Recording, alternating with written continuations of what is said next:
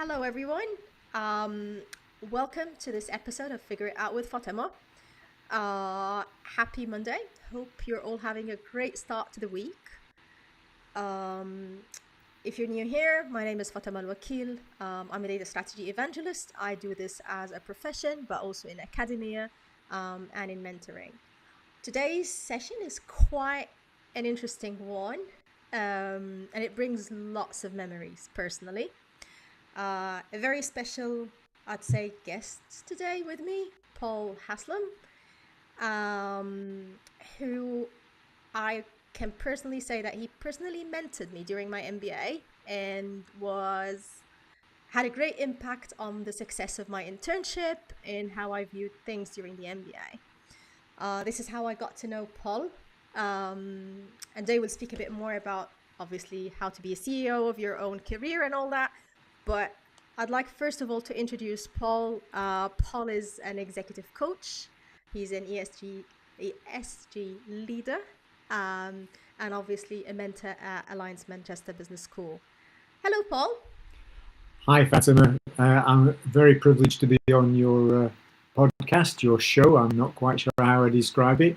What I will say is, just in case people watching and saying, who's that person with you, because they clearly don't know what they're doing. This is my first time. So no, it's great to chat with you, and it's been a privilege to work with you when you were doing your MBA and just to watch how you've blossomed, because we've kept in touch over time, and so you've just grown and grown, and the fact that you're in a way paying people back by doing these podcasts is absolutely brilliant. So well done, and thank you for inviting me, and hopefully I can either add some value to you or perhaps some of the other guests that might come along to the show tonight. Well, thank you very much. Thank you very much for making the time to be here. And if anyone is watching on YouTube or on LinkedIn, please share in the messages where you're joining us from, your name, say hello, where you're joining from. But I think, Paul, one of the things I wanted to chat about, because as you said, we've worked, you've personally mentored me massively during the MBA, during the internship, and you kind of helped me change my internship. But I think if we start from the MBA and people who have an MBA or want to do an MBA, how do you turn an MBA into a real career growth?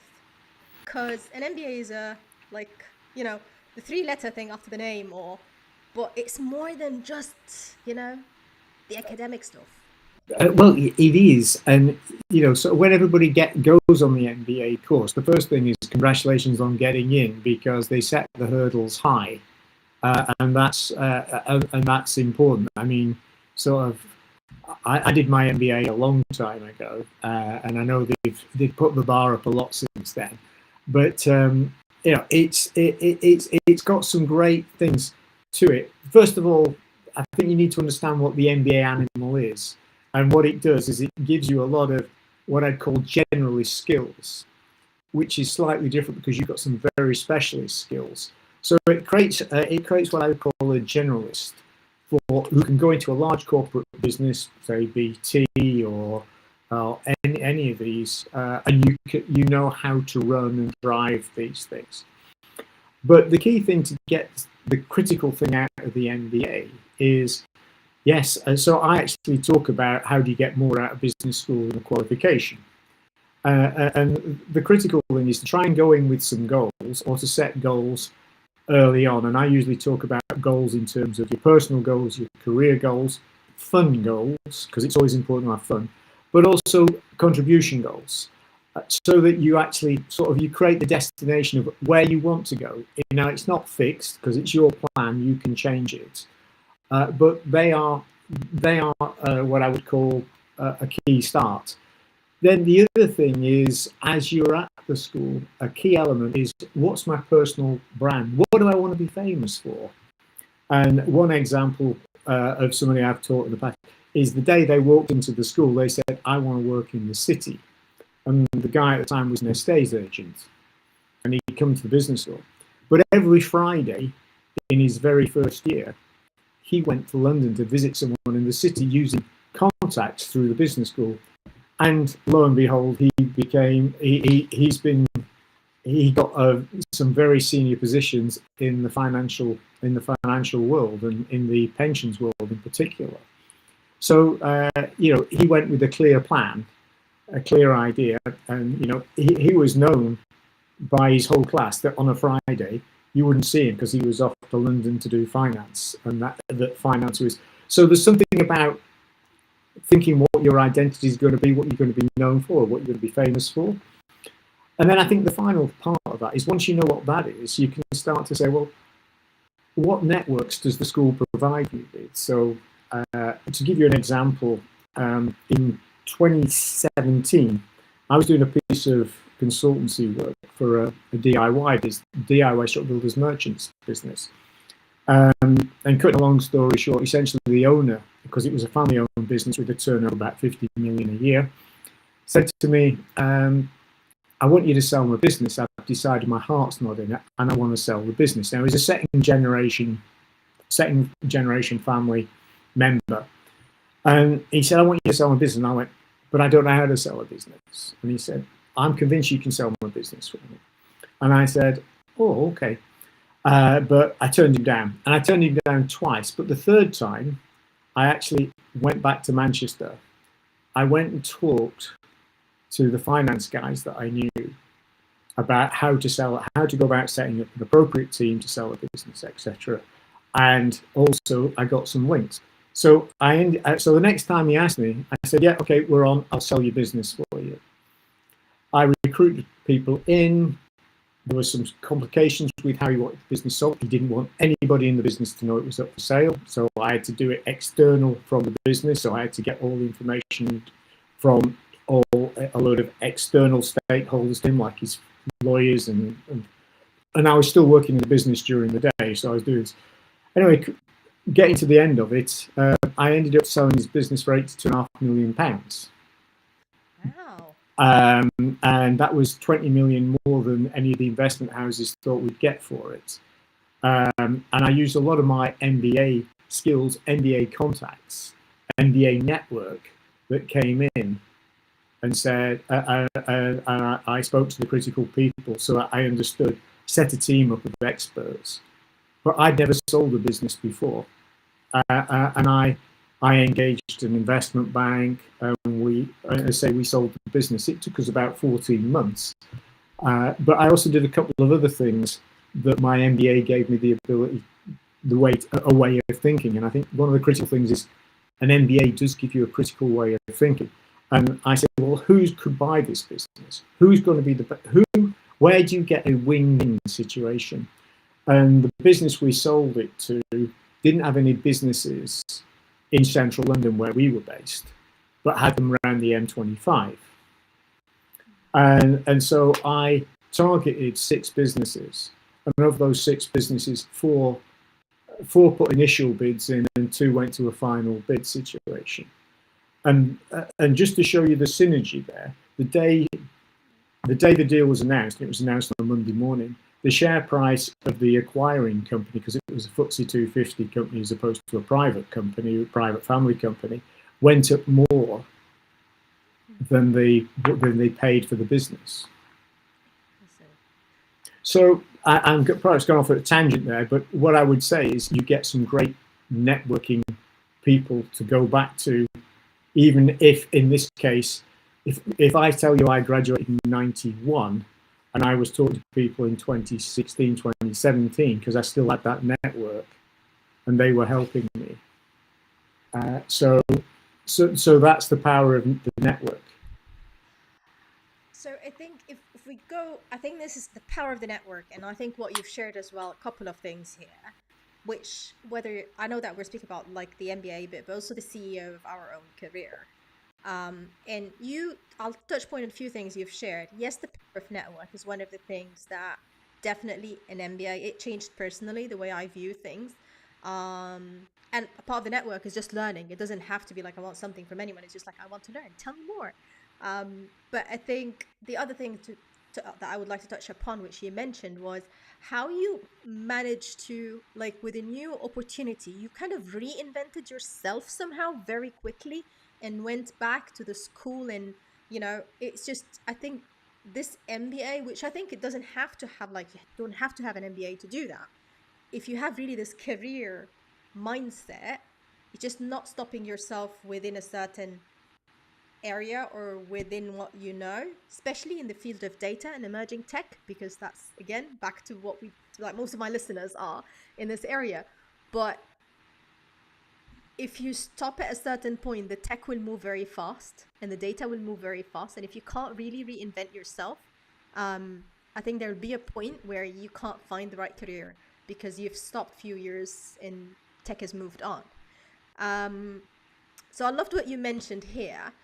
And maybe my next question would be, because again, I'll go back to the business school and the time you've helped with obviously the mentoring. We're a few people you were mentoring, just to bring everyone up to speed. We're a few people doing internships at that time. And if anyone's listening, hello, the MBA class of 2015. But you helped us kind of change our mindset somehow when we're doing work. We were not viewing a piece of work as a job, but more as a career. And I'd like you to help, like, when people are settling in first 100 days or working in a job, how this kind of, because you viewed that as a career somehow, and you've helped us view it rather than just, oh, you just need to this piece of consulting, finish the internship, get on with it. It was rather, how does it make sense, Fatema, within your wider picture? So one of the key things that I've learned as I've done the coaching work is I've learned how to learn. But I think you learn that on the MBA. You learn how to learn. And if you think that every business model, because when you go in a business school, you think every business model is appropriate. But in actual fact, a business model is just a lens through which to look when you're looking at when you're looking at a particular business, and what you find is that they'll have bits of lots of models, so it's not one model. But what you do learn is how to learn and how to determine what people are, how people are doing that. So that's very much the first thing is that I think there's such a thing as a growth mindset, and there's a lady called El-Wakeel who brought this about, and this is about being open. And if we talk about data for a minute, feedback is crucial. But and people sometimes say, well, it's criticism, but feedback doesn't really have an agenda. It's just feedback. It's what we tell ourselves that it tells us, and if it tells us, and it might be telling you this is the next step, or it might be saying that step didn't work. Let's do that. So I think the approach is very much, I was trying to get you to have a growth mindset, but everything that you acquire and do, there's certain lessons that you can repeat again and again. So you can continually reinvent yourself by looking at what worked well and what didn't work well. I'm doing a bit of leadership training at the moment, and I get people to write a list of all the qualities of good leaders they've worked for, or great leaders they've worked for, and what qualities they would like to have in their leadership.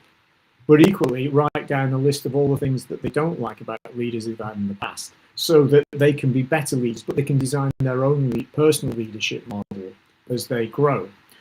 So again, it's all these different experiences give you a different complexion as to what works and what really doesn't work.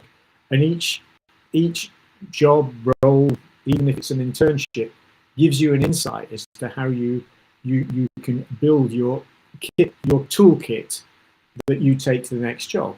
And if you then go to when you start a new role and that first 100 days, I think there's some real critical issues there. The first one is I started doing a PhD just before I ended up with this business that I told you about. And I was doing it based on 50% of first-time directorships fail. And I was researching why they fail. And a lot of it's to do with how you onboard, how you start that first job, how you get under the bonnet of the business you've joined. So it's about, again, it's about setting a roadmap that says this is the goal of the business, but this is the goals that they want me to achieve. But these are also my values and beliefs. I'm working with someone at the moment who's they're actually overseas, so and I actually spoke with them this morning, though it was evening for them. And for him, we've set a lens up that says he has to bring excellence in e-commerce to the business he's in. But his number 2 and number 3 goal is, number 2, he has to build the capability to deliver it, and number 3 is he has to build the capacity. So whatever he has to do, he has to look through that lens and say, right, to his boss. So this is where networking comes in within the company. So he has to look to his boss or his line manager and say, this is what I need you to give me in order for me to deliver this and this. Equally, he has another network, which is his team, and he has to find out from them what they need in order for them to produce what he needs them to produce. And then he has a third internal network, which is his peers. So he's in e-commerce, there's somebody else who's head of retail, head of property, etc.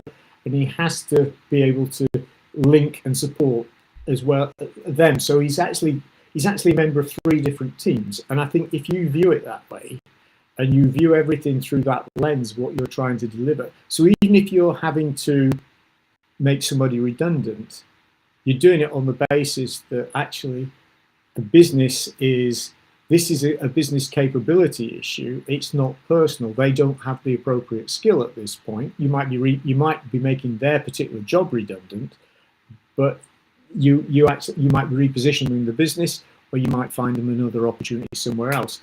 But the point is that all the time is you've got to focus. And if you go back to the 100 days, the first 30 days is about active listening. Yes, and I think if we go back to those 100 days, because I think you said something to me when I was doing the internship, which I used afterwards when I joined Jaguar Land Rover, then Unilever, and then now on. I think that although the company has its own onboarding, which can be great, can be average, cannot be that much, but it's up to me to shape my onboarding process. Absolutely. Don't know if you remember me or not. We've completely shaped at that time the internship, and it ended up being like a contract for a couple of months, for actually several months, nearly a year. But I think this onboarding, like, tell me more about like having the control over starting a new job, and the skill set and the mindset of a leader to be able to shape the onboarding in a way that is maybe through self-leadership, or the routines, or the routine that they do, or how they have certain habits that they can shape the onboarding, and they can make those 100 days really a success. So I divide it into 3. The first is the actual onboarding. The second 30 days is, and you'll say this adds up to 90, but the second 30 days is really about perhaps determining what might work, what might not work, and the last third is about formulating what your plan's going to be, so that when you get to day 90 or day 100, you then start to process. But from day one, if you've got, if you go in and say, hey, sort of, you listen to what they have to tell you, and they'll show you their onboarding plan. So one major retailer recruited a director, and his onboarding plan was literally 3 days for a huge business. A worldwide business. And he's saying to me, how can I learn anything? He had 3 different hours with 3 different people. How do I learn anything about this business? So we actually, like we did together, we wrote the plan. What is it I need to understand about this business in order to be able to start to deliver? And slowly but surely, you then start to say, well, work out from these structure charts who I might need to talk to. But then when you talk to that person, you might say, well, so how do you see my role adding value? What do you see this role being? And you start to gather information, because networking, like you said earlier, is about gathering information. It's not about saying, give me something or whatever. It's just about understanding what the options are and what the culture is like. Because I think, because some companies, I've had the sort of situation where I've just bounced off a company. I've failed to understand or get into the culture in any way. And it's a very strange feeling, because you sort of feel like you're external, even though you're in the company, and you can't get into it. But you just progress, and sort of. I think it's important that you leverage the line manager, and you leverage the fact that you're new, so you can really ask those dumb questions, and they go, oh, he's new. But if you ask them 6 months in, you going, well, you should know this by now. But if you ask them in those first few days, and you ask other questions, how does this role help your role? So you start with the lead in, how do I help you do your job? Then people are quite willing to talk about how they might be able to help you. And you just build that way, is really what I would be saying. It's about your people skills. And that's something that the experience of every time you go from a business is important, because people skills is not something you can learn in the classroom, really. Yeah. And I think, like, to your point about I think what you mentioned about is a culture fit somehow. This is what I've heard in the conversation. It's like you can go into a role and feel like there's something off there, and the company can be great and the person can be great, but put them together and something is not working. So the culture fit is really, really important. So I'm just aware of time, and there are a few things that I would love for us to touch on, and I think it would be useful for a lot of listeners. Um, when we say be the CEO of your life and your career, what does that really mean? Like, I have a view of it, but I would love to hear your view as well. So what I'm really getting at is that you need to control things. So most people, there's an exercise in coaching called the 7 whys, and when you get down to maybe the 5th, 6th, or even 7th, it's about you being able to control your own destiny. And so it's really, if you don't know how to run your own life, then it's very hard to start in a business and run that business effectively as well. Because what I find as a coach, particularly with senior executives, that often it's not necessarily a work situation that's causing the interference. It's actually something in the balance that's causing them to sort of perhaps not be consistent. So it's very much about that. What I would say in terms of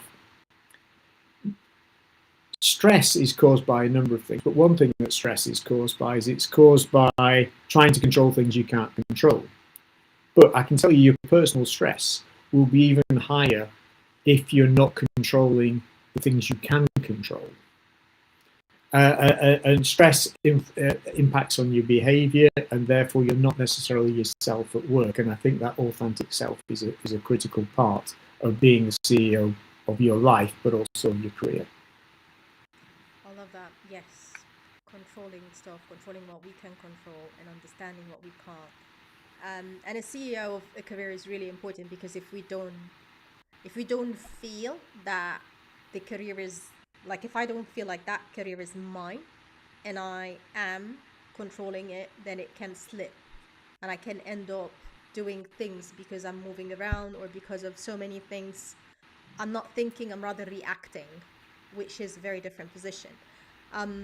So my next question would be, how do we as professionals move from chasing roles to building a purpose-driven career? Like, I'm very fortunate to feel like I know what I'm doing.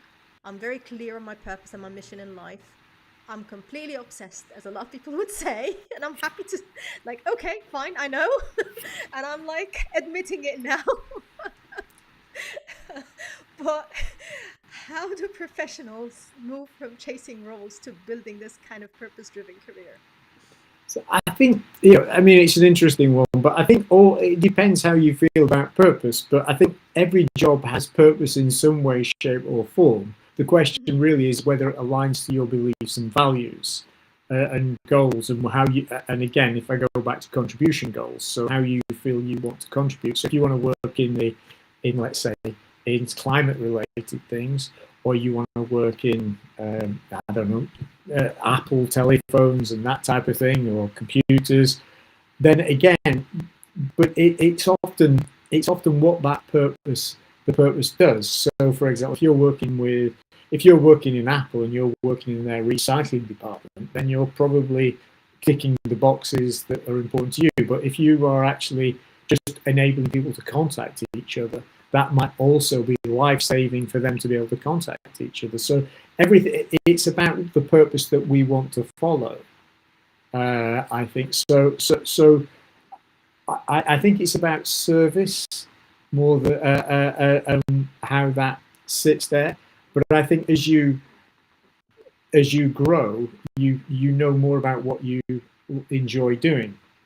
One of the pieces of research if you're doing a job you don't enjoy, you can only do it for about 18 months, and then they either fire you or you walk away because you're too fed up. You get fed up with that. So a job's got to have meaning for you other than the cash. So I think finding something that you love to do is really about what your passions are, and I think that it can happen, and those opportunities can open. I think the journey that people are on is how to become an expert at learning that new thing. And if we just talk about data for a second, data is absolutely where you need to be in this world right now, and in this world, I would say, for the future, because without feedback, without visibility of what's going on, and if I mentioned the C word, COVID, one of the biggest challenges was, and I was screaming at my local MP, was if you don't know where the COVID is, can't see it, you can't do anything about it. And that was what, the COVID testing was the game changer. But until that testing came in, we were operating blind. So that's an example of data, but feedback is everything. Yes, feedback is everything. And I think you've touched on a few things here. One of them is purpose within a job. One of them is looking at how you can look at things through feedback or the lens of data or different lenses, or working in recycling versus taking calls. And it's quite interesting, like building this purpose driven, whether it's in a job. So some people would look at the career as a job, which is completely fine. I think this is the bit where people need to kind of understand how they view their careers. And I always say, for me, for example, purpose-driven career is something that I don't feel I'm going to a job in the morning. My job is not a job. My job is somehow part of my life. I'm enjoying it. And when I feel like I can't do it anymore, that's the time for me to move on, because either I've done my best and that's it, can't add anything, or time for someone else to bring like new blood and for me to actually move somewhere else so I can learn. But it's a career thing. It's a purpose. It's a passion about data strategy and emerging tech that I'm completely like obsessed about, doing it day in and day out. But some people need to kind of understand as well that for them a job is something that has to, if this is like working in a non-profit sector, which is completely fine, working in a multinational because they want to have an experience, working in civil service, I think it's just understanding really what people want and their purpose. My next question, because I'm just aware of the time, and I know that people have a capacity of like 30 minutes, and we're going beyond the 30 minutes now, Paul. But I'm sorry, that's my fault. I'm a novice. No, that's just because the conversation is going so good. So I think that's this is a sign of a really good conversation. So, um, if I if I want to, I just want to like maybe end with a really one question. Okay, so if I would say, if you could give one piece of advice to your younger self or to people listening now, what would you say? Ooh, well, that's why I'm a career coach, amongst other things. Is that when I was 16, I was so conflicted over the choices, and and it was portrayed to me as if they were black and white, and those choices couldn't possibly be changed. Whereas I proved that when I was 16, I didn't know whether to do languages or science. I then did a science degree. I then went to work for a retailer. I then did an MBA, and I've worked for lots of other companies since then. I've learned the skills of coaching, of leadership, and so I guess that piece of information is do whatever you're doing at the time well, and if it's not for you, then move on. But realize you can move on, and you aren't even at my age, you're not held to one particular course. You can still change, and in fact, I would suggest that although my parents' generation were career length, their career they'd have one career in their life. I think the future is going to be a career every 5 years for people now, just because the technology, the digital literacy is critical, and I think that change is going to become endemic, and you will change career. Maybe you build on what you did previously, but you will change career every 5 years. And as I say, I just think you have to realise that things aren't cast in stone. There's always change. I love that. Things aren't cast in stone. There's always change. And I think one of the things I've learned from the MBA, because I went in with different, like in a certain direction, I came out with a completely different direction. Um, and one of the things I've really learned was you don't know what you don't know. And having this kind of career choice, whether in your 20s, 30s, 40s, 50s, or even at 60s, because I mean, now people work, some people like don't want to retire, which is completely fine. They want to do something after retirement and continue working. And I think having this clarity that's saying, as you said, nothing is cast in stone. I don't have to stick with my career decision that I've taken in my 20s all my life because I've learned so much. Um, and part of the beauty of life is being able to change. So I think it's we don't know what we don't know, and once we start learning, then we can move. So I love this piece of advice. Thank you.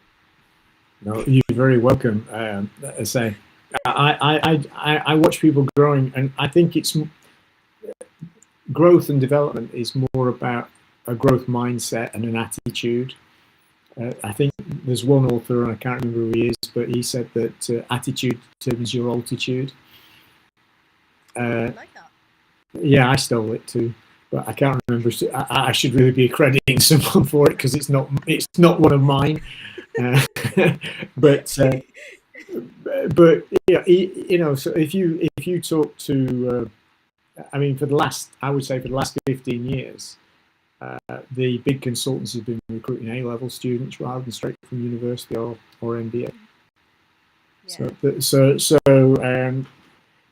I think it's very much about being a go-getter. And if anybody on the call wants to do some reading, there's a book I recommend called The Go-Giver by, I think he's called McCann. I think it's called Burton McCann, but it's red. It's called The Go-Giver, and it's a 2-hour read if you read it really slowly, but it's a modern business parable. And I think it really talks about what the future of business should be. So maybe you can put that in the link in the comments, Paul, if that's okay. But also maybe what you can add in the links is the link to your website. And I know Okay. that you have a new program as well, which you're launching, you mentioned about MBAs and supporting them. So maybe that's something else you can put in the comments. So if All someone is right. starting an MBA or they want to look for, some support, then they have those resources. So if you can add that to the link in comments, that would be great. Well, I will do. As I say, I'm just learning how to do this. This is my first time, so and I probably my last time. I probably trashed it, but I hope not. I hope I haven't broken anything. Please, no. Yes, this first of many. And then now, yeah, you're you're an expert now. So next time you just start doing those things and Yeah, no, I'll do everything yeah, a lot quicker and a lot better. you're doing right. No, thank you very much. I'm just aware of time. I just want to really personally thank you. Uh, Obviously for all your support during the MBA, but also for the call now and for making sure that we have such a great discussion. A lot of, I guess, nuggets and a lot of learnings for the listeners and for me as well.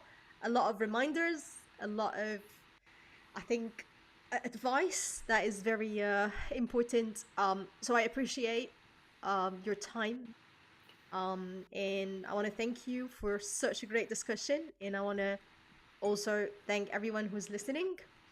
Um, and I can see there we have Artemisa. Hello. She was asking if you can repeat the name of the book that you recommended.